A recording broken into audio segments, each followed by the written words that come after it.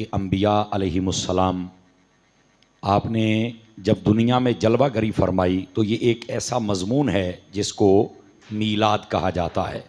विलादत, बर्थडे, पैदाइश।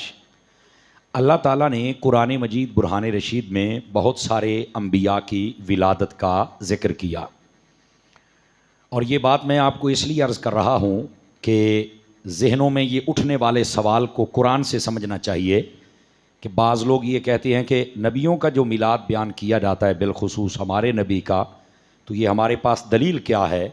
तो इसका जवाब ये है कि आप कुरान मजीद पढ़ के देखें।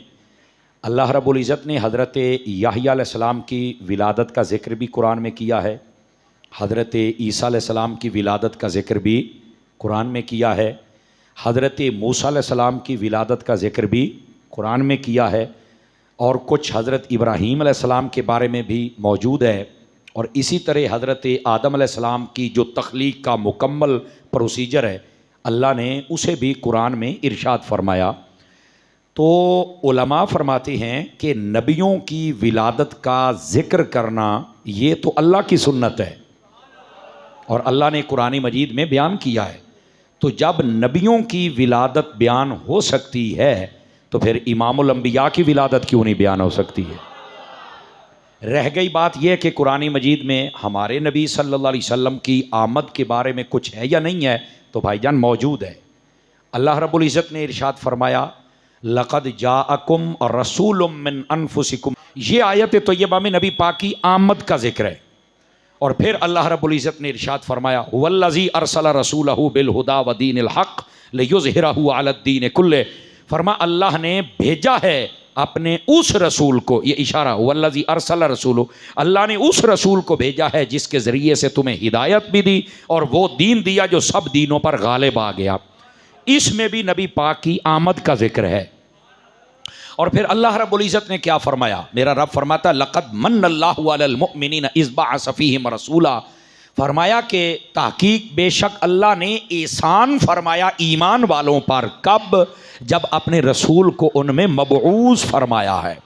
तो ये भी नबी पाक अलैहिस्सलाम की आमद का जिक्र हो रहा है। तो मेरे दोस्त, मेरे नबी पाक अलैहिस्सलाम की आमद का जिक्र कुरान में एक नहीं बेशुमार मकामात पर है। और फिर अगली बात तवज्जो तलब है, ये था ज़ाहिरी बात, ठीक है। अगर आप कुरान मजीद पर गौर करें तो अल्लाह ने फरमाया, व अम्मा बिनिअमति रब्बिका फहद्दिस। फरमाया जब अल्लाह की कोई नेमत मिले तो उसका चर्चा करो।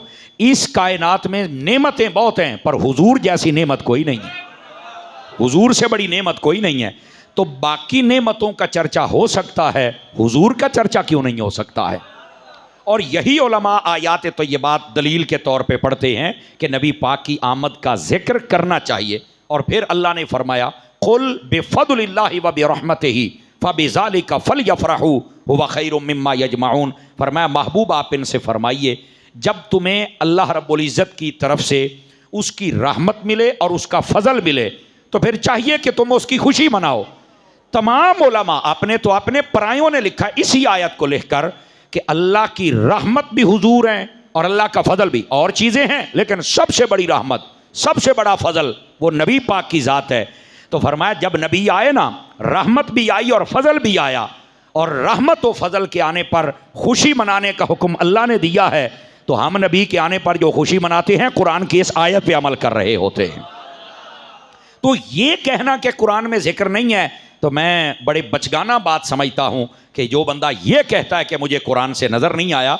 मैंने ये आपके सामने कुछ आयातें तो ये बात पढ़ी हैं ताकि आपको पता चले कि जब पहले नबियों का मीलाद भी कुरान में है और हमारे नबी की आमद का जिक्र भी है, तो एज ए मुस्लिम हम सबको महबूब करीम अलैहिस्सलाम की आमद को जिक्र भी करना चाहिए, बयान भी करना चाहिए और खुशी का इजहार भी करना चाहिए।